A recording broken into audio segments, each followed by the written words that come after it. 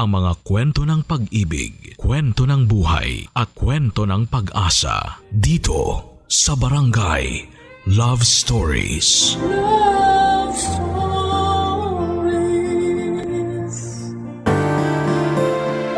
Kapag may gusto ang isang tao ay gagawin niya ang lahat para makuha lamang ito. Pero minsan ay may mga bagay na hindi na dapat ipinaglalaban at wala na rin saysay na ipanalo pa. Ikaw kabarangay, ano ang handa mong gawin makuha mo lamang ang bagay na iyong gusto? Dear Papa Dudut, sabi ng mama ko, iwasan ko raw masangkot sa magulo at komplikadong sitwasyon. Kasi mahirap na raw lusutan yon at sigurado ako na ako lang din ang mapiperwisyo. Pero minsan ay mahirap labanan ang sarili lalo na kung gustong gusto mo ang isang bagay o tao. Kahit na alam mong pangit sa paningin ng iba ay gagawin mo pa rin. At yan ang napagdaanan ko sa kwento na gusto kong ibahagi sa inyong programa na Barangay Love Stories. Pero bago ako mag-umpisa, itago nyo na lang po muna ang pangalan ko sa pangalang Martus. Kaka 31 ko lamang nitong August at taga Mandaluyong. Nagtatrabaho ko sa isang BPO company at wala pang sariling pamilya. Pero noong 29 years old ako ay nagkaroon ako ng girlfriend na mas bata sa akin ng 6 na taon. Bali 23 years old siya noon, na itago na lang natin sa pangalang Bridget. Naging magkatrabaho kami at doon na rin nagkakilala. Maganda si Bridget, kalog at palatawa. Bagay na nagustuhan ko sa kanya. Pero sa kabila ng lahat ay nag-alangan pa rin po ako na i-pursue yung feelings ko sa kanya. Dahil nga sa age gap namin, Papa Dudut.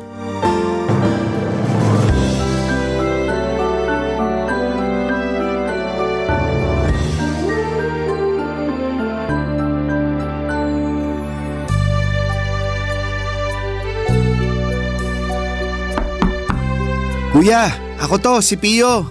Pasok ka, bukas yung pinto. Sige, salamat. May kailangan ka ba? Wala naman. Pero napansin ko kasi na kanina ka pa nandito sa kwarto mo. May problema ba doon? Rest day ko naman ngayong araw, di ba? Wala naman. At alam ko namang rest day mo. Baka nasanay lang ako na lagi kang lumalabas tuwing ganitong araw. Alam mo na, para makipag-date. Mag-happy-happy. Ang tagal na nun, bro. Parang kaedad mo pa ako eh. Ilang taon ka na nga ba ulit? 25. Ayun, so bale 4 years ago pa yun. Tsaka may girlfriend pa ako nun. Ngayon wala naman ako mailalabas. Kayo lang nila mama at papa pag gusto nyong gumala. Grabe, 4 years ka na palang single. Hindi ka ba nabobore?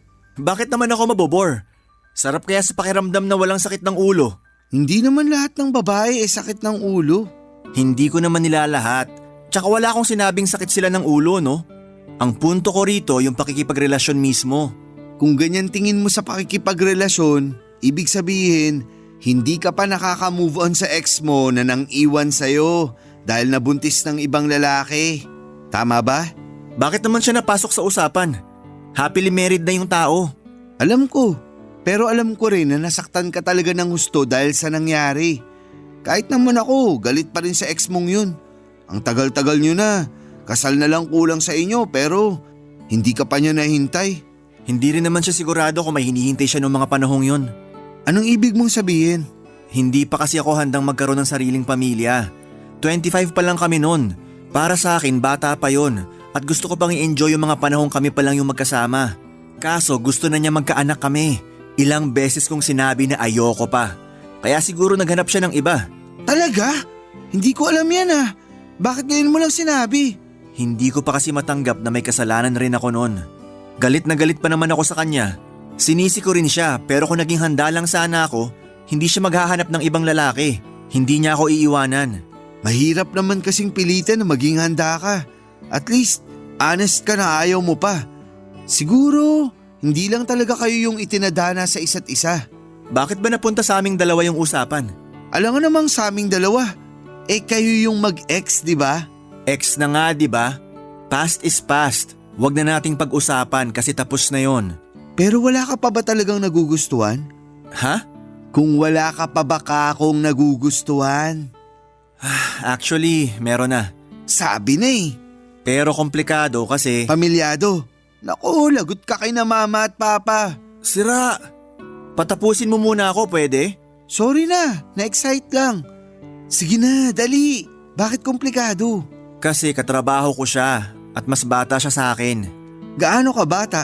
23 years old. Bale, 6 years age gap namin. Grabe ka naman. Yung iba nga dyan, more than 6 years, ayos lang. Walang problema. Saka adult na yung 23 ha. Hindi na yun alagaing bata o menor de edad. Yung tungkol naman dyan sa trabaho nyo, uso naman yan eh. Make sure lang na hindi maaapektuhan ng love life nyo yung mismong trabaho nyo. Kasi dyan ka sasabit. Sa bagay, marami nga doon lantaran pa yung pakikipagrelasyon. Wala namang sinasabi ang management. Basta hindi ka lang papatol sa may asawa. Walang problema dun. May kasabihan nga na age doesn't matter, di ba? Oo. Saka ngayon ka na lang ulit nagkagusto sa isang tao. 4 na taon ka ng single. Malay mo, siya na pala yung the one. Tapos pinalagpas mo lang kasi natatakot ka o nag-aalinlangan ka. Wala naman ako nakikitang problema. Papadudot doon ko na-realize na tama naman ang mga sinabi ng kapatid kong si Pio. Ang tagal na rin simula nung huling beses ako nagkaroon ng girlfriend. Na-trauma kasi ako sa ex ko kaya umiwas muna ako sa pakikipagrelasyon. Pero tumanda na ako. At gusto ko na rin bumuo ng sarili kong pamilya. Kaso hindi yata ako swerte sa mga kaedad ko. Pero dahil nga mas bata sa akin si Bridget ay ayoko naman siyang madaliin na magkaanak na kami. Gusto ko munang sulitin ang mga pagkakataon na kami lang ang magkasama bilang magkasintahan. Kaya nga tinuloy ko na rin ang panliligaw sa kanya. Tulad ng sinabi ko ay nagustuhan ko kay Bridget yung ugali niyang palatawa at kalog. Kapag kasi stress na yung team namin ay nananatili siyang positibo kaya naman nahawahan niya ng pagka-good vibes ang mga kasamahan namin. Sa kabila ng lahat ay lumaki sa isang tradisyonal na pamilya si Bridget kung saan ay kailangan ko munang makilala ang parents niya bago niya ako sagutin sa panliligaw ko.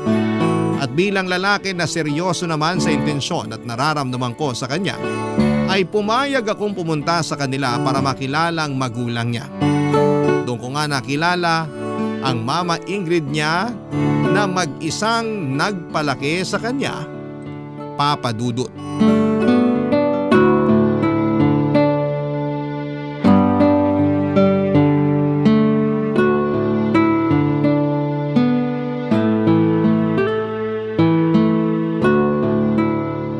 Ilang taon ka na nga ulit, Martos? 29 po. Ganun ba? Hindi halata sa itsura mo, ha? Salamat po. Sabi sa'yo, ma, mukhang bata pa rin si Martus eh. Hindi naman ako tutol kahit na ano pang itsura niya, anak. Lalo na kung gusto mo at mahal mo yung isang tao. Pero syempre, kailangan makilala ko muna kung sino yun. Salamat po. The best talaga kayo. Ikaw ba, Martos? Wala ka pang asawa? Di ba sinabi ko na po na single siya? Gusto ko pa rin kumpirmahin sa kanya mismo, no? Nako, wala po akong asawa. Anak, Wala rin po. jowa. Yung anak niyo po, kung sasagutin niya ako.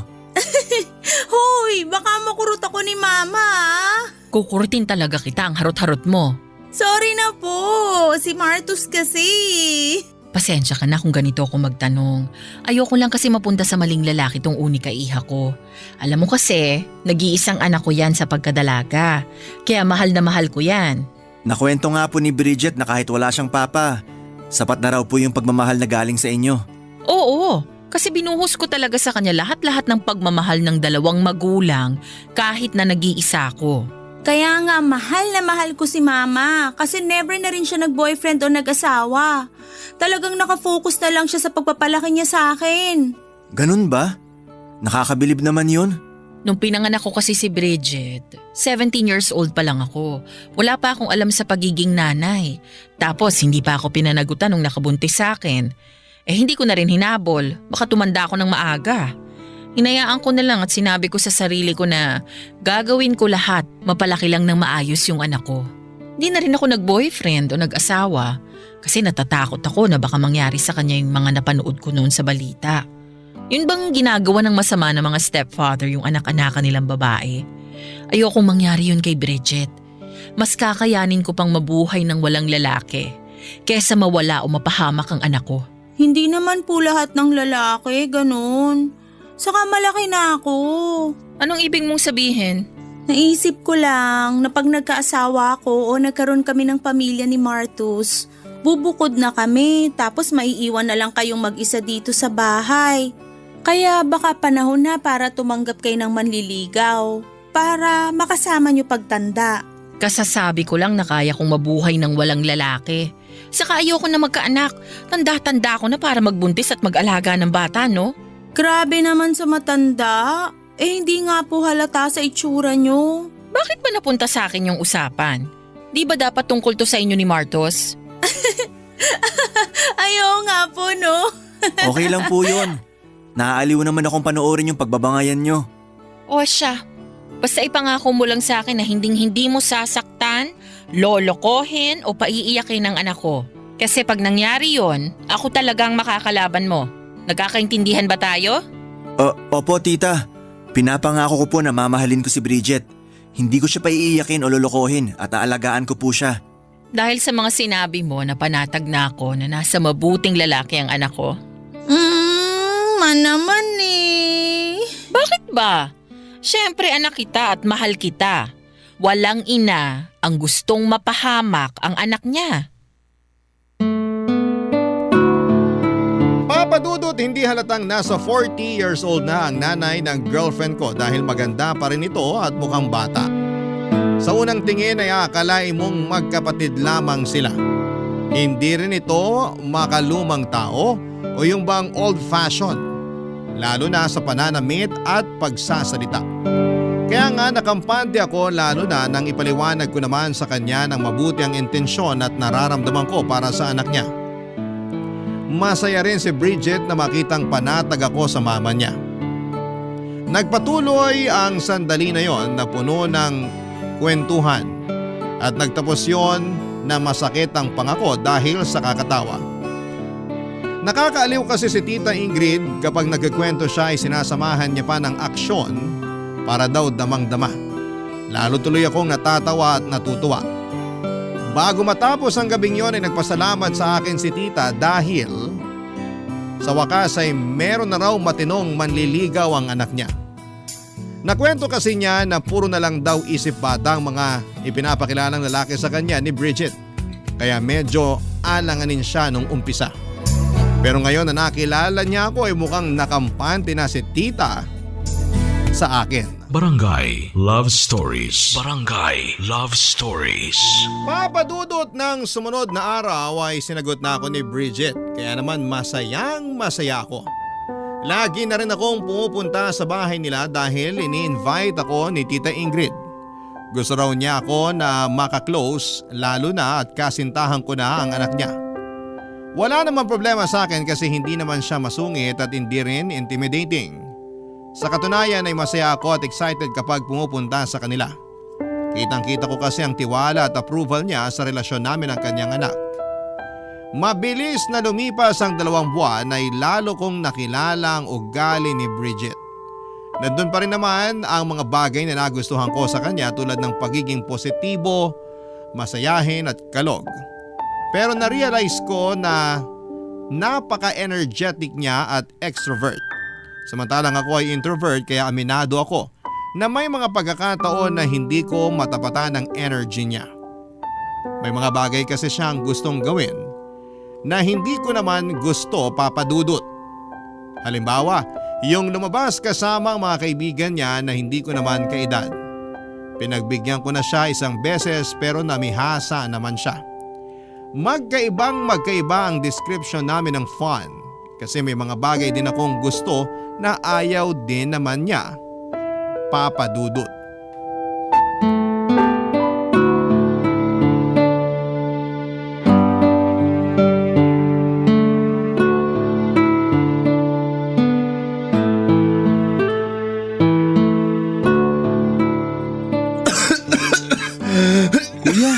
Masama na yung ubo mo Patingin ka na kaya sa doktor. Ayos lang ako. Naambunan kasi ako kahapon kaya eto, inuubo ako. May sipon na nga rin ako eh. Hala, baka may lagnat ka na rin yan. Wala pa naman pero masama na pakiramdam ko. Uminom ka na ba ng gamot? Oo, kanina pa. Inaantok na nga ako eh. Baka kailangan ko lang ng pahinga. Mabuti pa nga. Basta, babalik ako rito para i-check ka Magluluto si mama ng sopas para may makain ka pagising mo. Sige, salamat. Alis na ako. Dumaan lang ako para kumustahin ka. Magbabasketball muna ako. Pagaling ka. Okay, salamat.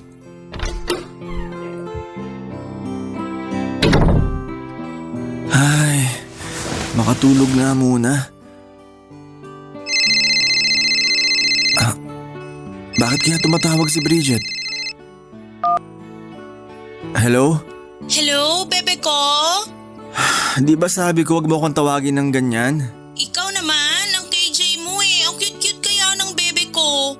Anong gusto mo? Lovey-dovey? Mas lalong ayoko.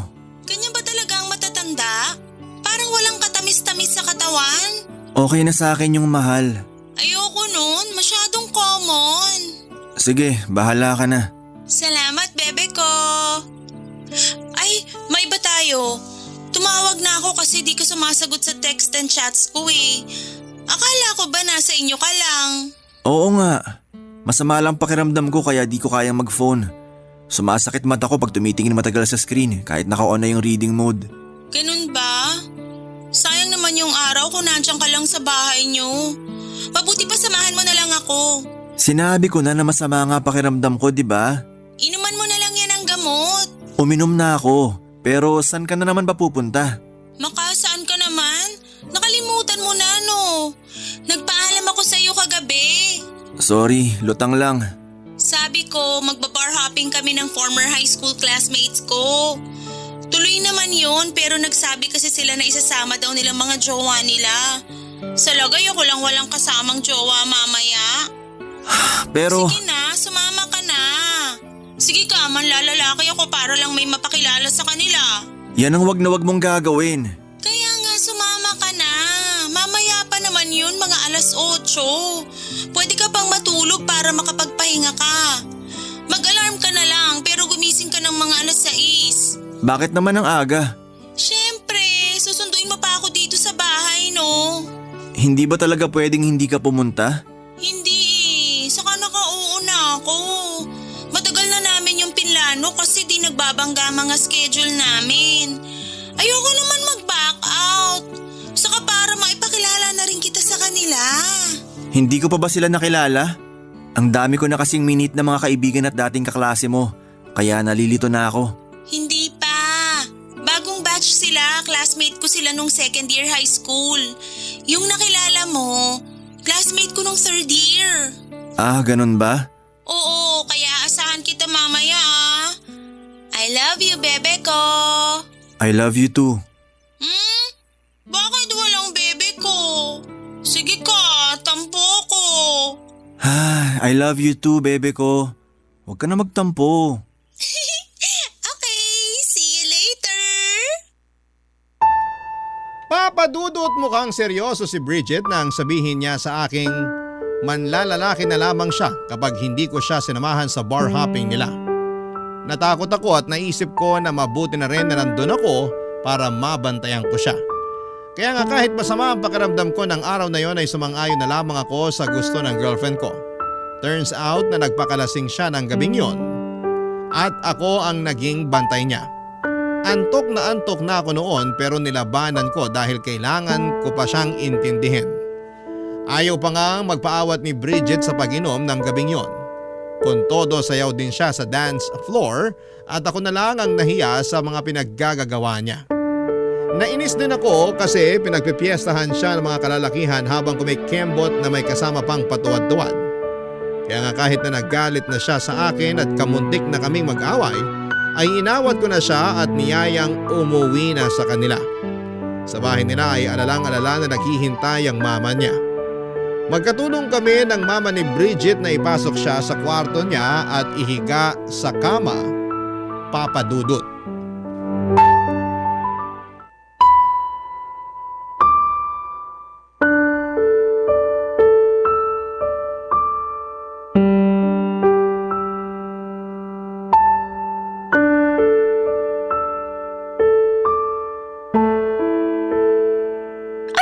namang bata ka? Bakit ka nagpakalasing? Hindi na po ako bata, Ma. 23 years old na po ako. Bata pa rin yun, no? Pasalamat ka andun si Martos para bantayan ka. Pero sana hindi ka pa rin uminom ng marami. Pagbigyan niyo na ako. Minsan lang naman kami magkita-kita ng mga high school classmate ko eh. Ang akin lang naman, paano kung mapahama ka dahil dyan sa kalasingan mo tapos… Kasama ko naman po si Martus. Siya po nag-alaga sa akin, kaya huwag na kayong mag-alala. Safe na safe po ko na nakauwi dito sa bahay. Hindi ka na nahiya sa boyfriend mo? Bakit naman po ako mahihiya? Isabi niyo nga po, boyfriend ko naman. Kahit na. Ano na lang ang sasabihin niya sa'yo? Nalasinggera ka? Hindi kita pinalaki ng ganyan. Huwag na po kayo masyadong magalit. Sige kayo, baka tumaas yung presyon nyo. Ma, bukas nyo na lang po ako sermonan. Inaantok na ako. Ay! Ewan ko sa'yo! Mukhang tulog na po yata si Bridget, tita.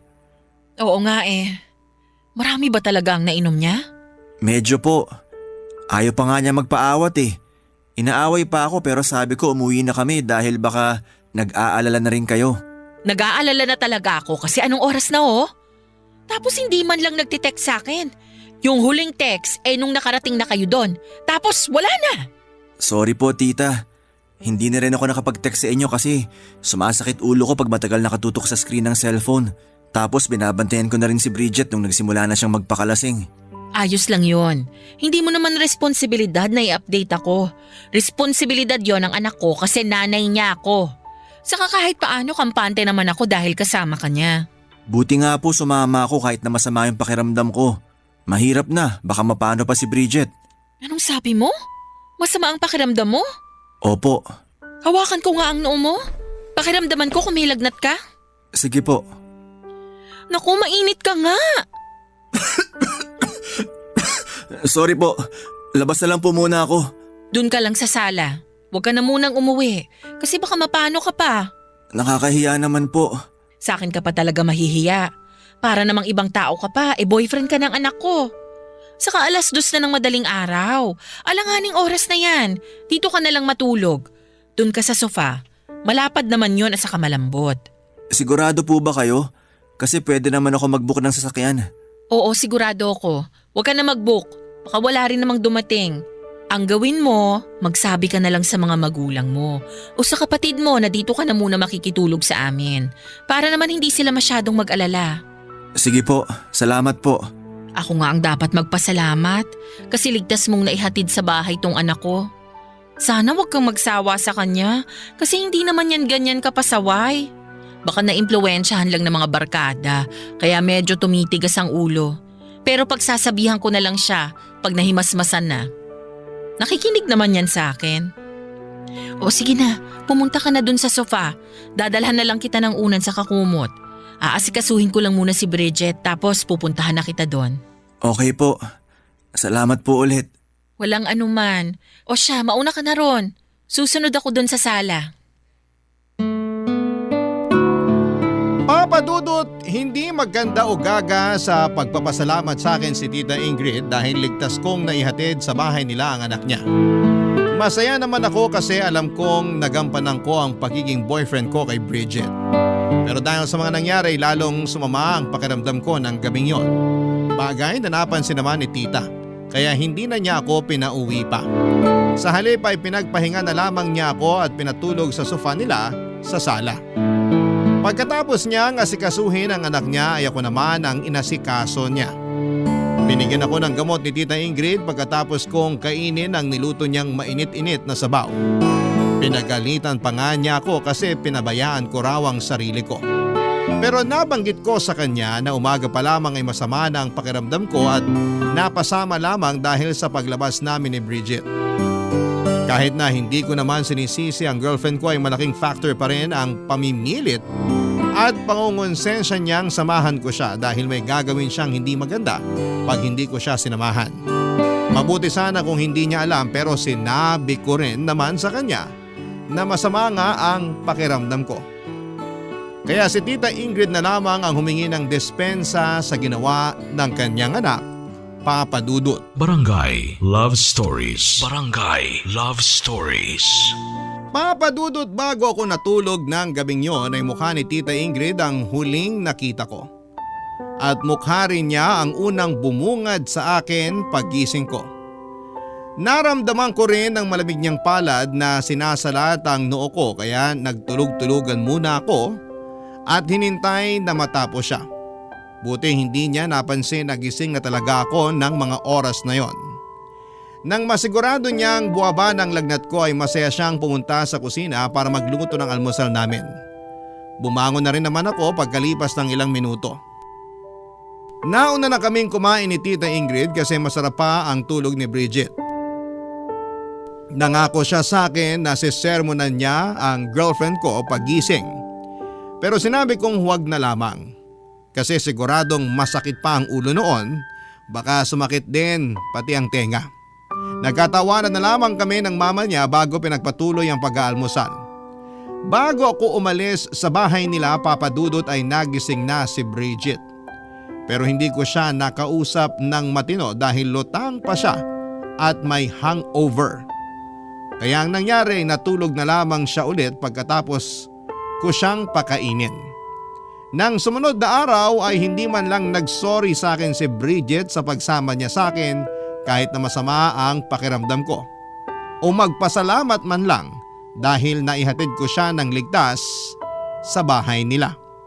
Mabilis na lumipas ang 3 buwan habang lalo kong nakikilala ang girlfriend ko ay unti-unti kong nare-realize na hindi pala talaga kami compatible sa isa't isa. Bukod sa ugali niyang napakaisip bata, walang konsiderasyon at happy-go-lucky ay mukhang hindi naman niya talaga ako mahal. Paano'y lagi na lamang niya akong tinatakot na manlalalaki siya para masunod lamang ang gusto niya. Tapos may pagkakataon na parang hindi boyfriend ang turing niya sa akin sa harap ng mga barkada niya. Mas madalas ay alalay o utosan at hindi ko na yon nagugustuhan pa, Papa Dudut.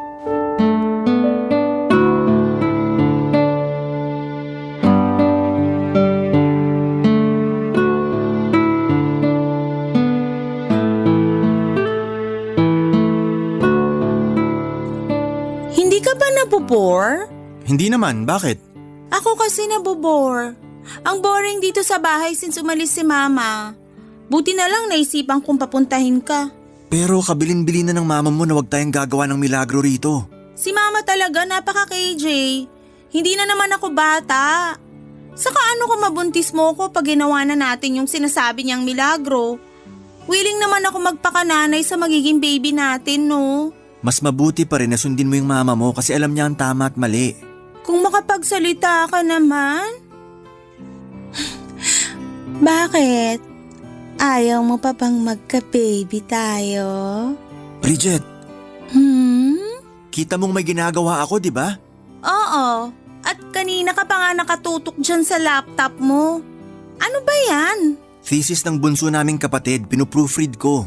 Ang boring naman yan. Hindi naman. Interesting nga yung study nila eh. Gusto mo bang malaman? Ayoko nga. Graduate na ako dyan, no? Ayoko na yung balikan. Okay. Alam mo, napapansin ko, wala ka ng time sa akin. Ano bang sinasabi mo? Nandito nga ako sa bahay niyo kahit na sinabi ko naman sa'yo na may gagawin ako. Mas uunahin mo pa yan kaysa sa akin ng girlfriend mo? Pupuntahan naman kita pero hindi ka makapaghintay. Gusto mo pag nagsabi ka na pumunta ako rito, ura-ura darating ako. At kasalanan ko pa pala ngayon Sige, sa susunod, ibang lalaki na lang papupuntahin ko dito sa bahay. Gawin mo na yung thesis ng kapatid mo. Alam mo ikaw, napapansin ko lagi mo na lang akong tinatakot na manlalalaki ka kapag hindi ko pinagbibigyan mga gusto mo. Gagawin ko talaga yon at hindi ako manghihinayang sa'yo, no? Anong sinabi mo? Sabi ko, manlalalaki ako at hindi ako manghihinayang na iwan ka kasi ang boring mo palang maging boyfriend. At ako pa talaga yung boring? Palibhasa ikaw, hindi ka marunong pumirmi sa isang tabi. Gusto mo laging umaalis, umiinom at gumigimik. Anong masama doon? You only live once, kaya live life to the fullest. Hindi naman sa lahat ng pagkakataon dapat ganyan yung mindset mo. Anong gusto mo maging mindset ko? Yung katulad sa'yo? Laging nasa bahay? Minsan lang lumabas? Mahilig magbasa ng libro? In short, boring na tao. Nung una pa lang naman alam mo na ganyan yung personality ko. Pinilit ko naman mag-adjust simula nung maging girlfriend kita. Pero ikaw yung hindi marunong mag-adjust para sa akin.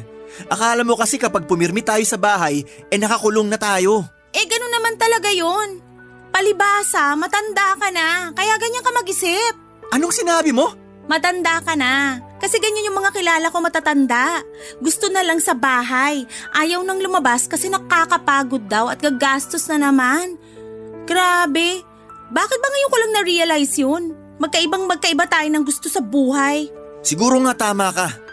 Pero pagod na ako mag-adjust para sa'yo. Di wag. Hindi ka naman kawalan. Kaya ko sarili ko.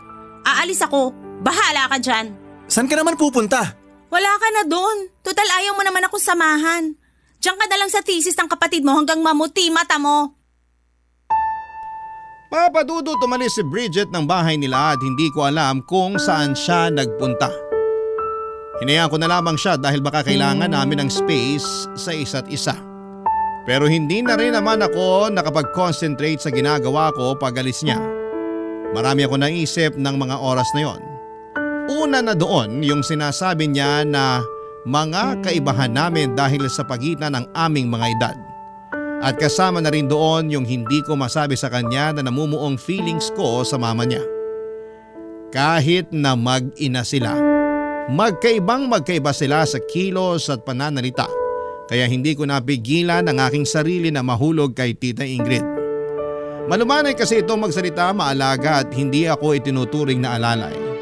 Noong una ay pinigilan kong lumalim ang nararamdaman ko para sa mama niya. Kasi alam kong mali yun pero nakita ko na lamang ang sarili ko na gusto ko na si Tita Ingrid ng higit pa kay Bridget na siyang girlfriend ko.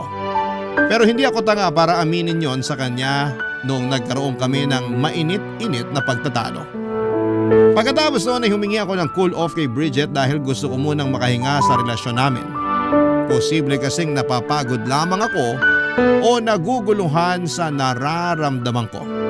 Wala namang ginawang kakaiba si Tita Ingrid para ako magkagusto sa kanya. Kaya alam ko na ako lang ang may issue rito. Baka nga ako lang talaga yung may gusto sa kanya at anak lang ang turing niya sa akin. Dahil sa mga nangyari, ilang araw akong nag-work from home pero ang totoo ay iniiwasan ko lamang talagang makita si Bridget. At napansin na nga ng kapatid kong si Pio na may pinagdadaanan ako, Papa Dudut.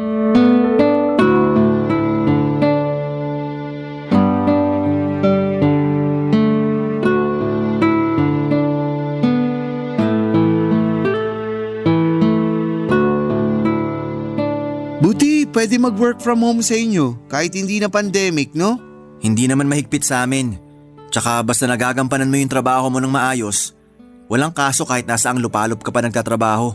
Naks naman! Lipat na lang ako sa inyo, kuya. Change career na ako. Sira. Joke lang. Yung totoo, pumunta talaga ako rito sa kwarto mo para makipagkwentuhan since tapos na naman duty mo. Kilala kita. Hindi mo lang basta gustong makipagkwentuhan. Sige na, ano ba talagang kailangan mo? Hindi naman kita uutangan eh. Hindi ko naman naisip yun. Masyado kang mapanghusga. Siyempre. Ano na nga kasi yung kailangan mo? Break na ba kayo ni Bridget? Hindi pa. Hindi pa.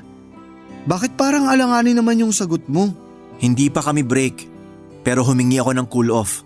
Cool off? Ipapunta na rin yun sa breakup. Unofficial pa nga lang. Mukhang tama ka nga. Hindi ko na kasi alam kung paano pa magsisimula ulit sa relasyon namin. Ano ba kasing nangyari? May ginawa ba siya sa'yo? Bukod dun sa mga nakwento ko na ugali ni Bridget, wala naman na.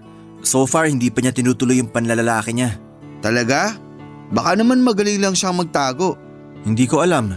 Pero tingin ko ako talaga may problema sa amin eh.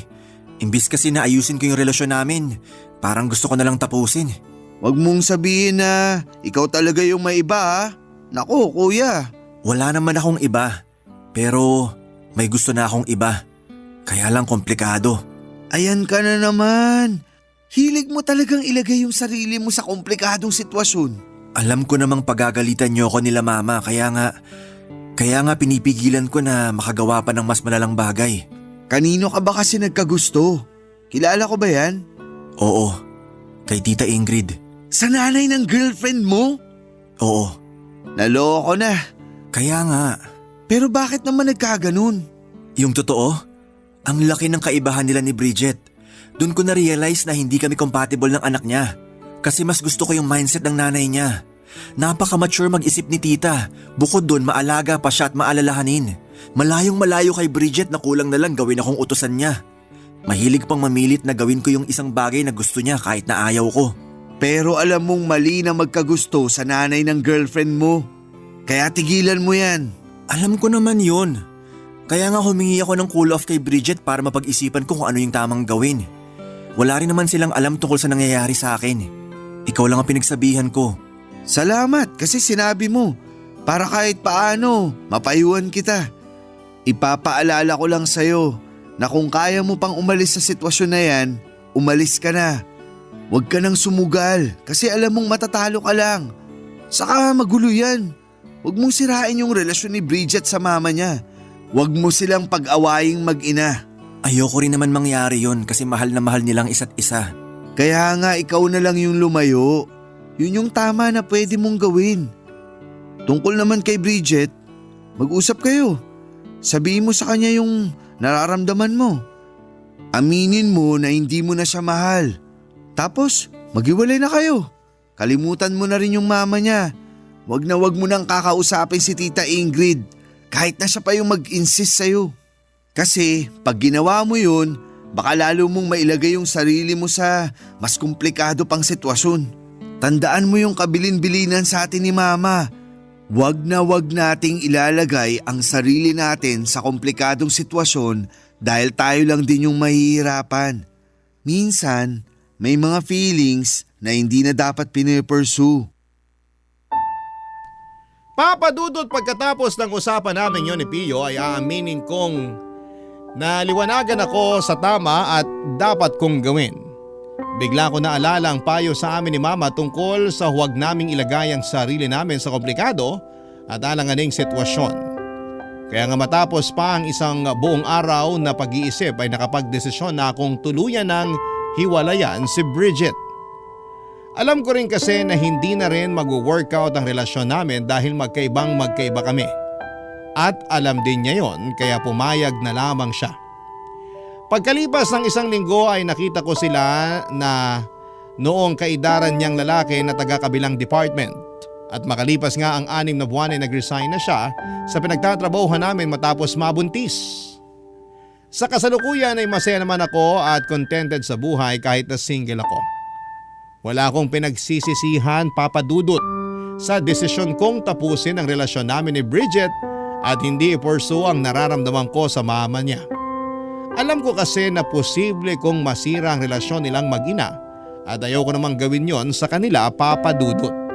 Kaya nga masasabi ko na proud ako sa sarili ko dahil nagawa kong umusad nang walang nasasaktang ibang tao. At kung sakali naman na pagkalooban ako ng panibagong pagkakataon na magmahal muli, hiling ko sa Diyos na gabayan at tulungan kami upang mas maging matatag ang relasyon namin. Hanggang dito na lamang po ang sulat ko, Papa Dudut, at sana po ay mapili po ninyong i-ere sa Barangay Love Stories. Umaasa po ako na kinapulutan po ito ng aral at inspirasyon ng mga kabarangay natin. God bless po and more power sa Barangay LS. Ang inyong forever kapuso at kabarangay, Martus. Barangay Love Stories. Barangay Love Stories. Anong say mo sa Barangay Love Stories na ito? Pagkwentuhan natin sa comment section yan. Nagustuhan ng iyong napakinggan? Ituloy yan via live stream sa www.gmanetwork.com/radio. Barangay LS 97.1